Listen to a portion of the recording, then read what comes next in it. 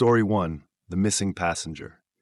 Emily reluctantly boards the luxurious Sovereign Horizon at the insistence of her best friend Rachel, who hopes to shake Emily out of her routine life. The cruise seems like a typical vacation until the third evening when an announcement rings out. Attention all passengers, a guest is missing. Please report any sightings of Claire Bennett to the main desk. The festive mood aboard the ship turns uneasy. Emily feels an odd familiarity with the name Claire, though she can't place it. Rachel, ever curious, convinces Emily to help investigate the disappearance. That night, Emily wanders into the restricted lower decks, where she stumbles upon an eerie abandoned cabin. Inside, the words, "Find me, break the loop," are scrawled on the wall. Before she can make sense of it, a pale woman, Claire, appears and warns her, "They'll see you. Run." The next morning, the ship feels different. An announcement plays over the intercom. "Welcome aboard the Sovereign Horizon. We hope you enjoy your stay." Emily is unnerved by the déjà vu. Rachel, oddly quiet, mentions a strange dream about searching for the missing girl, but Emily hasn't told her anything about Claire. When they head to the main deck, they realize the crew and passengers have no memory of Claire or the search efforts. Worse, some of the faces they had grown familiar with now act as though they've never met Emily or Rachel. The two try to brush it off, but their unease grows. That evening, Emily revisits the lower decks and finds an old photograph with Claire's smiling face, alongside Rachel and Emily, in the background. It's dated decades ago.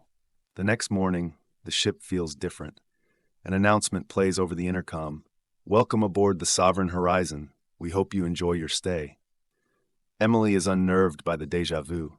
Rachel, oddly quiet, mentions a strange dream about searching for the missing girl, but Emily hasn't told her anything about Claire. When they head to the main deck, they realize the crew and passengers have no memory of Claire or the search efforts. Worse, some of the faces they had grown familiar with now act as though they've never met Emily or Rachel. The two try to brush it off, but their unease grows. That evening, Emily revisits the lower decks and finds an old photograph with Claire's smiling face, alongside Rachel and Emily, in the background. It's dated decades ago. Emily's world begins to unravel as Rachel's behavior grows erratic. Rachel mutters cryptic things like, "We've done this before, haven't we?" before collapsing.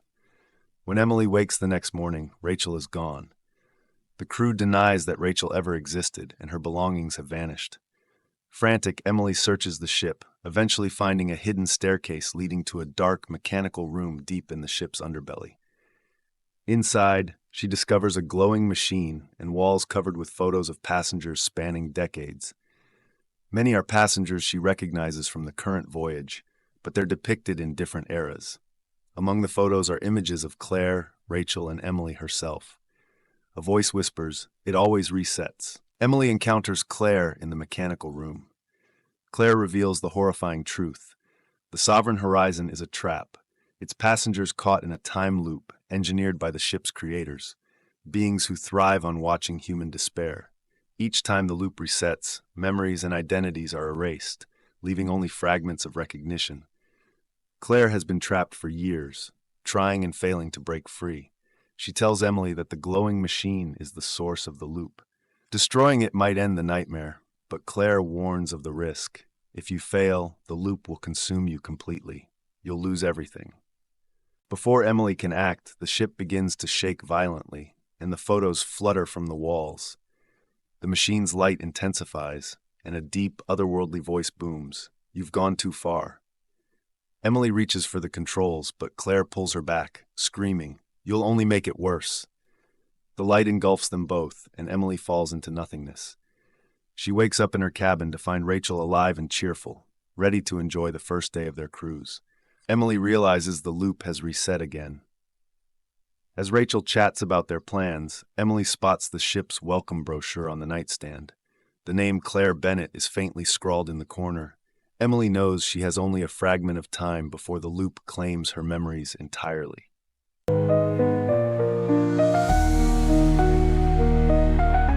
Story 2.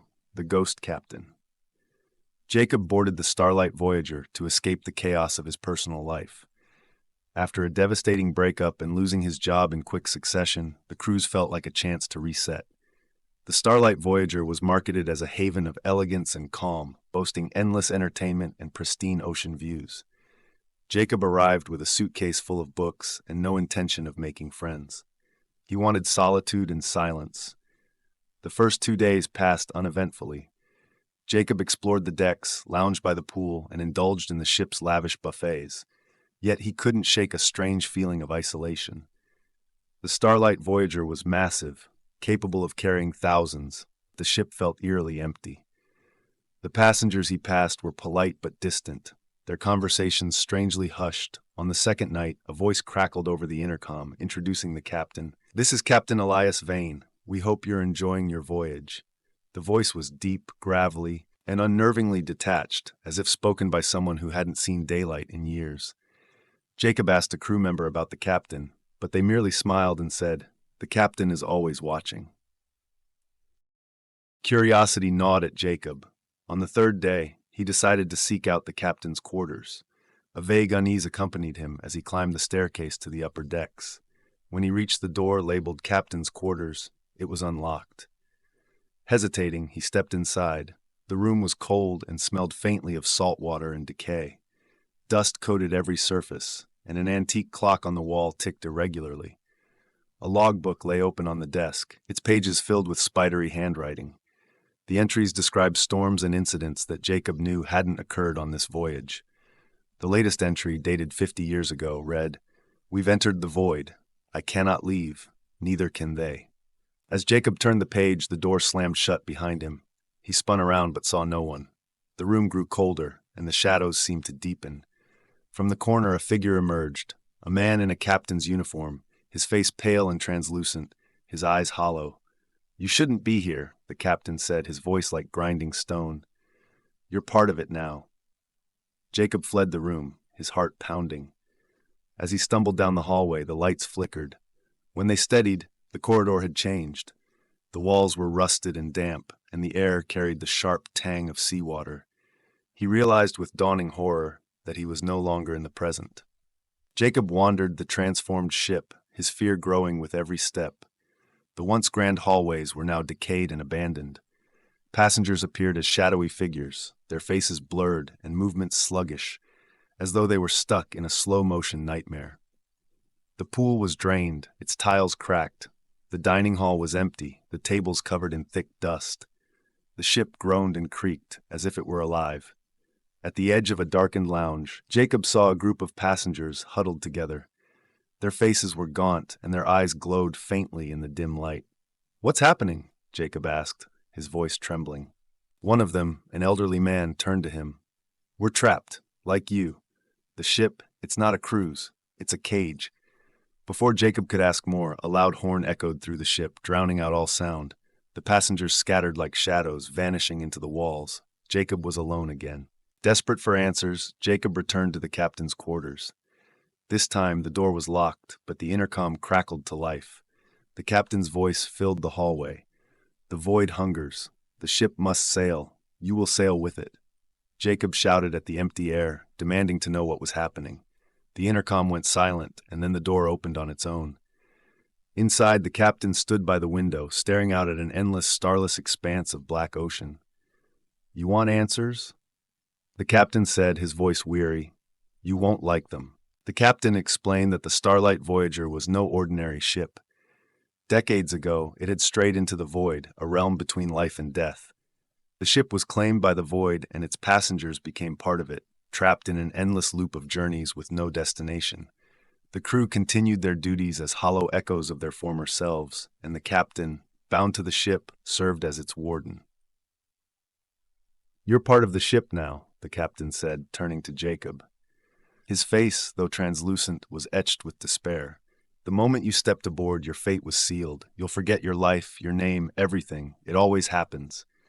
Jacob refused to accept this. He demanded to know how to escape. The captain's eyes darkened. "Escape? You can't.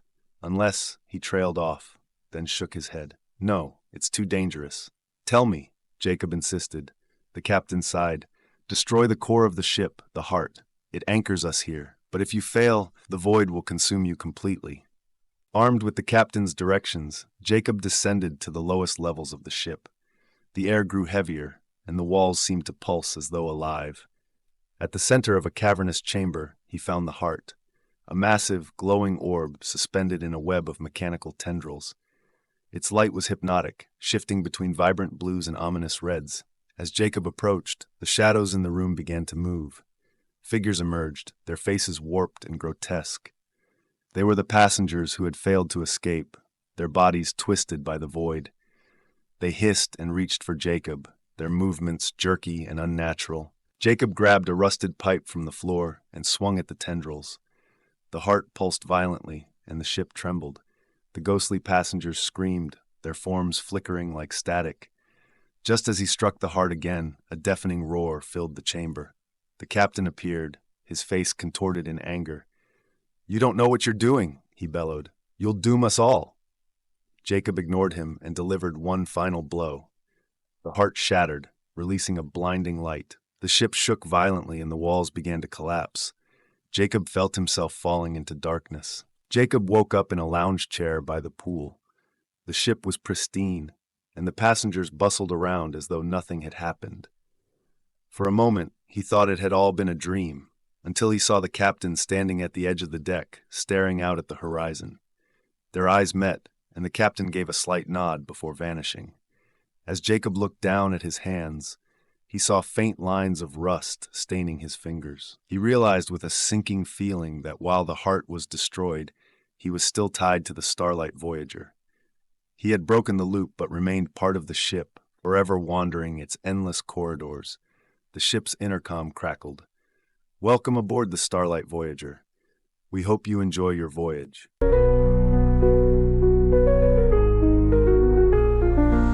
Story 3. The Eternal Masked Ball. Sophia boarded the Midnight Empress on a whim. It was a spontaneous decision, fueled by a mix of loneliness and an irresistible deal she found online. The cruise promised a week of luxury, relaxation, and grand festivities. Sophia had no real expectations. She wanted only a change of scenery, far from her mundane office job and the suffocating city. On the second day, a gilded envelope appeared under her cabin door. Inside was an invitation to a masquerade ball held in the ship's grand ballroom. The Eternal Masked Ball, an experience beyond time. Formal attire required. The promise of an extravagant event sparked her curiosity. She rummaged through her suitcase, thankful she'd packed a simple black dress. The mask enclosed with the invitation, a delicate silver piece adorned with intricate swirls, fit her face perfectly, as though it had been made for her. That evening, the ballroom was a sight to behold. Glittering chandeliers bathed the room in golden light, casting intricate shadows on the walls. Guests, adorned in elegant masks and luxurious attire, swirled across the marble floor to the sound of a live orchestra. Sophia couldn't help but marvel at the opulence, yet a strange unease lingered. Something about the guests felt off. Their movements were too smooth, their laughter too synchronized, and their masked faces seemed to always be turned just slightly toward her. Sophia's initial awe turned to unease as the night progressed. No one removed their mask, even when eating or drinking. The conversations she overheard were strange, fragmented, as if the guests were speaking lines from a script. When she tried to leave the ballroom, a tall man in a crimson mask gently blocked her path. "The ball isn't over," he said, his voice melodic but firm. She retreated to the edge of the room, observing the other guests. Near the grand staircase, a woman in a silver mask sat apart from the others, clutching her champagne flute tightly. Unlike the other guests, she seemed anxious, her hands trembling. Sophia approached her, relieved to find someone who appeared genuinely unsettled. "Are you all right?" Sophia asked softly. The woman's eyes darted to her, then to the crowd. She leaned in, whispering, "You shouldn't have come. None of us should have." Her voice cracked, barely audible over the music. "When the clock strikes 12, it begins again. Don't let them see you leave." Before Sophia could ask what she meant, the orchestra swelled, and the woman stiffened. A shadow passed over her face, and she turned away, her demeanor suddenly cold and distant. The clock on the far wall struck midnight, and a strange silence fell over the ballroom. The orchestra ceased playing, yet the guests continued to dance as if the music remained. Their movements became more erratic, their laughter unnervingly sharp. Sophia watched in horror as the man in the crimson mask tilted his head back, his neck bending at an unnatural angle, and let out a guttural laugh that sent chills down her spine. Panicking, she tried to leave again, but every door she approached was locked. The air in the ballroom grew heavy, the golden light dimming to a sickly green. She caught glimpses of the other guests' faces beneath their masks, or rather, their lack of faces. Where there should have been eyes, noses, and mouths, there was only smooth, featureless skin. Desperate, Sophia tore off her own mask, hoping to shatter whatever illusion she was trapped in. But no one reacted. The guests continued their macabre dance, their hollow faces turning toward her with uncanny precision. The woman in the silver mask appeared beside her again, her voice trembling. "They won't let you go. Not now." She gripped Sophia's arm tightly. "If you want to escape, you have to find the host." "Who's the host?" Sophia asked, her voice shaking. The woman didn't answer. Instead, she slipped her mask off and handed it to Sophia. "They'll follow you if they see your face. Wear this. It'll buy you time." With the silver mask shielding her, Sophia navigated the labyrinthine corridors beyond the ballroom. The ship, once grand and pristine, now appeared decrepit and decayed. Walls dripped with seawater, and the faint sound of distant wailing echoed through the halls. She stumbled into a room filled with mirrors, each reflecting a version of herself at different ages: childhood, adolescence, old age. One reflection moved differently, tilting its head in a way that made Sophia's skin crawl. Suddenly, the figure in the mirror stepped out, its face warped and maskless. It whispered in a voice that sounded like hers but wasn't, "You'll never leave." Sophia fled, the sound of distorted laughter following her. She found herself in the engine room, where the air vibrated with a low, resonant hum. At the center of the room stood a figure in an elaborate golden mask, their presence exuding authority and menace. "You're the host," Sophia said, her voice trembling. The figure turned slowly. "You shouldn't be here," they said, their voice echoing unnaturally. "This is your first ball. You must dance." Sophia demanded to know what was happening, why the ship and its passengers were trapped. The host chuckled, the sound hollow. "The ball has always been and will always be. It is the only thing that remains when time is lost." She begged for a way out. The host tilted their head, considering. "There is only one way to leave," they said, "but it requires sacrifice." The host gestured toward a glowing doorway that had appeared behind them. "Enter, and the ball will release you. But remember, the ship must always have its dancers." Sophia hesitated. "What does that mean?" The host's voice grew colder. "If you leave, another must take your place.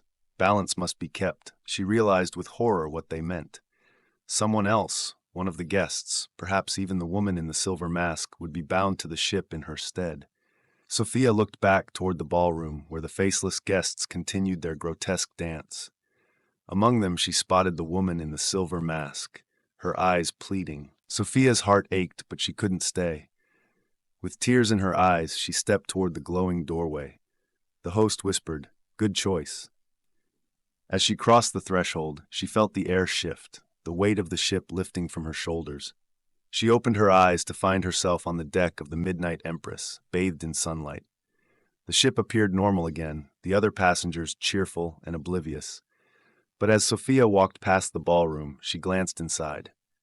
Among the masked dancers, she saw a familiar figure. The woman in the silver mask was gone, and in her place stood Sophia's reflection, dancing endlessly, her mask shining silver in the dim light. Sophia disembarked the ship at the next port, but she couldn't shake the memory of the ball. Every night she dreamed of the ship, the masked figures, and the haunting music. Weeks later, she received a gilded envelope in the mail. Inside was a silver mask and a single line of text: "The dance continues." Sophia realized with a sinking heart that she hadn't truly escaped. The Midnight Empress would call her back, and next time there would be no leaving.